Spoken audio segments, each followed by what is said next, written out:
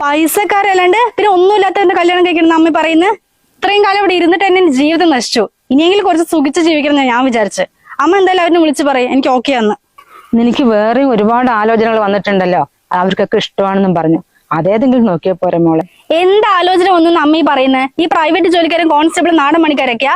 അവരിൽ ആരെങ്കിലും കെട്ടിട്ട് എന്റെ ജീവിതം കളയാൻ അമ്മ പറയുന്നത്. നമ്മൾക്ക് പറ്റുന്നതല്ലേ മോളെ നമ്മൾക്ക് നോക്കാൻ പറ്റൂ. ഇപ്പൊ തന്നെ അവര് വന്നിട്ട് കണ്ടില്ലേ, നമ്മൾ ഒന്നുമില്ലാത്ത പോലെയല്ലേ അവർ സംസാരിച്ചിട്ട് പോയത്. ഇത്രയും വലിയ പൈസക്കാരില്ലേ ഒന്നുമില്ലാത്ത നമ്മുടെ വീട്ടിലേക്ക് പെണ്ണാലോചിച്ച് വന്നത്. അവർക്ക് ഓക്കെ ആണെന്ന് പറഞ്ഞു. എന്നിട്ട് അമ്മ ഇങ്ങനെ ഓരോന്ന് പറയുന്നത്. അങ്ങനെ വല്ല ചിന്തയുണ്ടെങ്കിൽ അവർ ഈ വീട്ടിലേക്ക് പെണ്ണാലോചിച്ച് വരുമോ? അതൊക്കെ ശരി തന്നെ മോളെ. പക്ഷെ ചെക്കന്റെ വീട്ടുകാരുടെ സ്വഭാവമൊക്കെ എങ്ങനെയാണ് നമ്മൾ അറിയുന്നില്ലാലോ. രാഘവട്ടം പറഞ്ഞു പറഞ്ഞിട്ട് അവരൊന്ന് പെണ്ണ് കണ്ടിട്ട് പോയി. ഇത്രയും വലിയ പൈസക്കാരി ഒന്നുമില്ലാത്ത വീട്ടിൽ വന്ന് പെണ്ണെടുക്കണെങ്കിൽ ചെക്കൻ എന്തെങ്കിലും കുഴപ്പമുണ്ടോന്ന് അറിയില്ലാലോ മോളെ.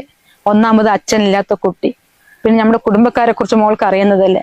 പിന്നെ ഈ അമ്മ ഒറ്റയ്ക്ക് എവിടെ പോയി അന്വേഷിക്കാനാ?